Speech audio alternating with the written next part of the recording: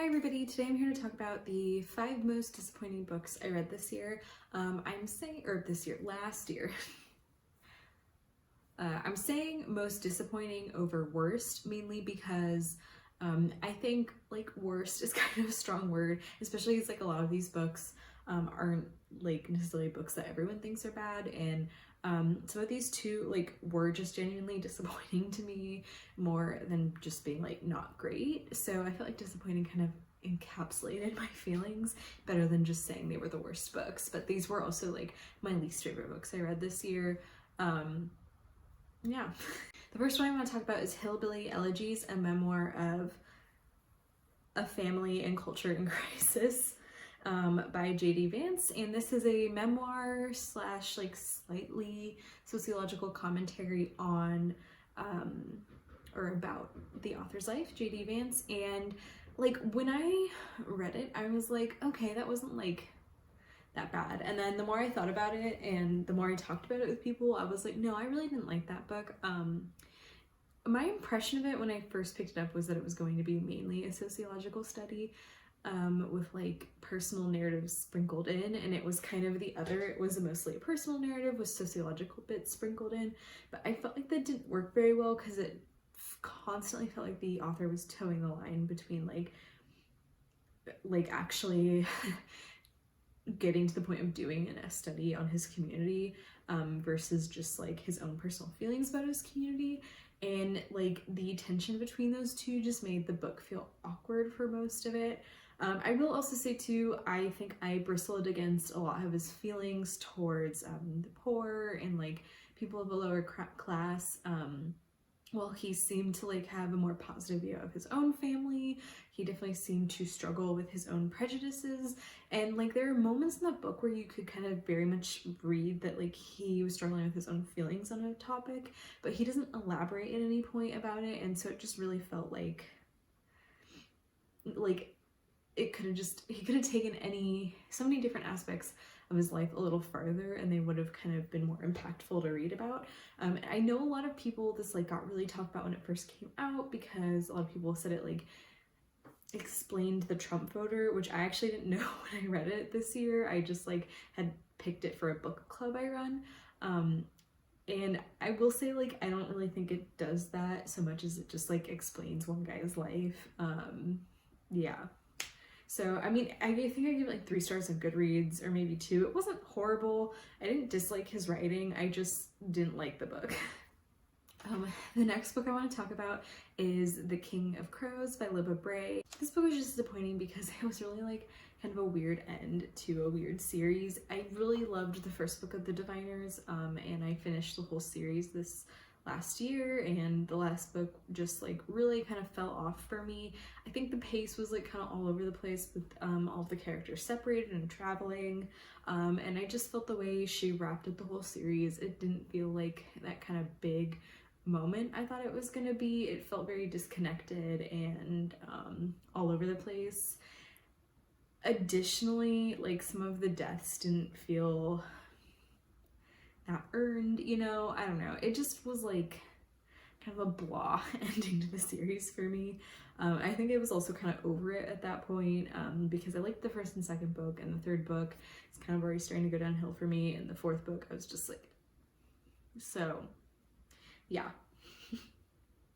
The next book I want to talk about is another like end of a YA series that I revisited and finished this year and didn't like that much, and that was Mockingjay by Suzanne Collins.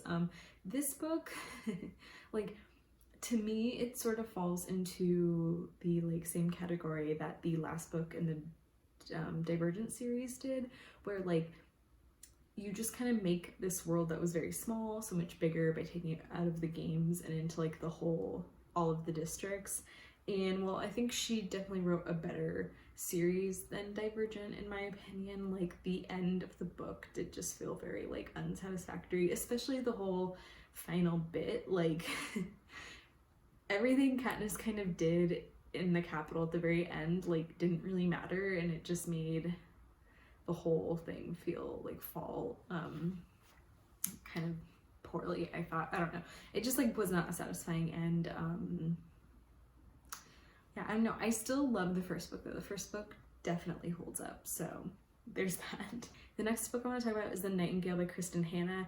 I was so surprised how much I hated this book. I like almost put it down, but I had a friend who read it and was like, oh, you gotta keep going, it's like just so not good. So I was like, okay, I'll keep going. And it was so not good. Like I just really didn't enjoy it that much. It was rough to read, it was slow, it was so clear, there were so many errors in her research for that era. I almost gave myself a paper cut. This book basically follows two sisters during World War II, and they each are kind of going about trying to exist in the war in different ways. One sister has a daughter, and she's married and her husband's off fighting, so she's kind of just trying to like get by and keep her daughter safe, whereas the other daughter, or the other sister, wants to be like a rebel and involved in like ending the war. And like I thought the book was going to be primarily about the sisters, but it really wasn't. It was about one sister just trying to like get by, and it was about the other sister kind of trying to fall in love with this rebel guy. And she was definitely like involved in the rebellion and everything, but like she just, I don't know, I thought it was going to be very focused on their relationship, and it very much wasn't. And so that was kind of like a bummer to me. Also, I read this book right after reading We Were the Lucky Ones.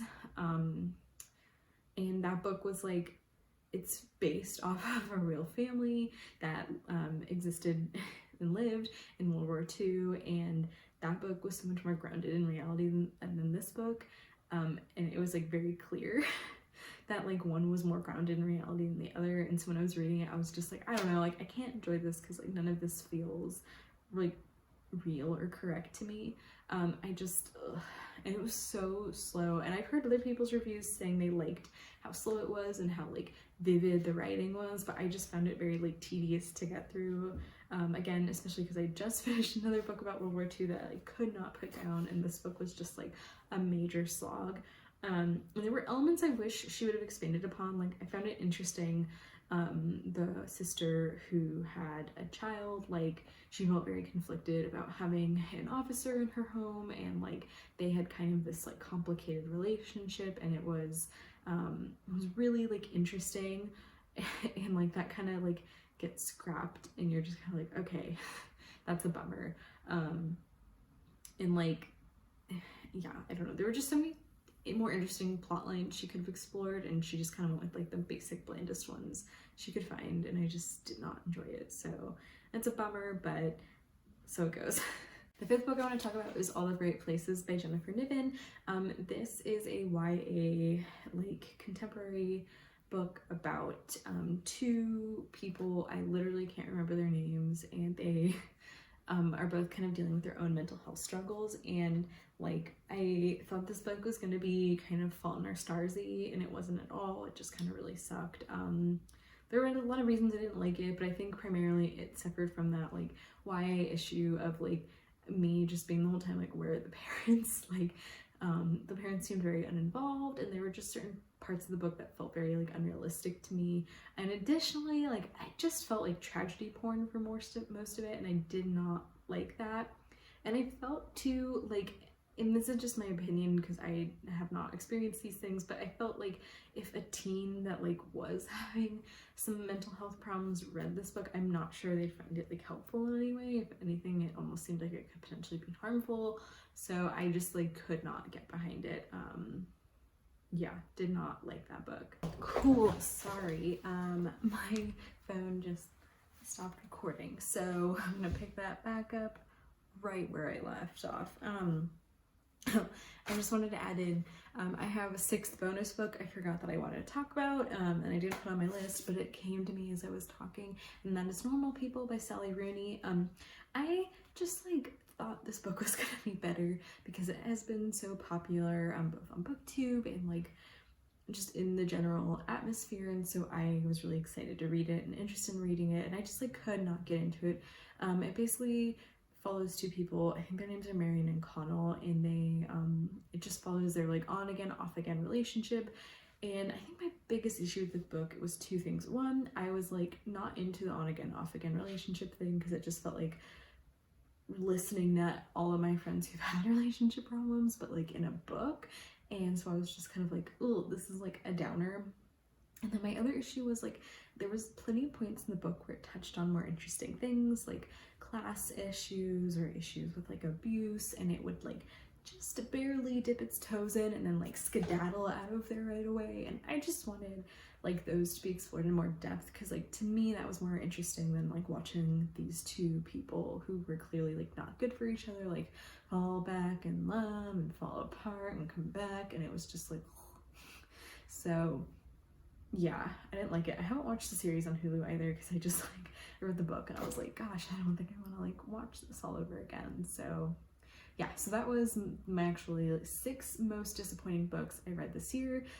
Thanks so much for watching. Let me know if you liked these books or disliked these books, or what books you did not like this year, and I'll see you back here again with another video. Thank you.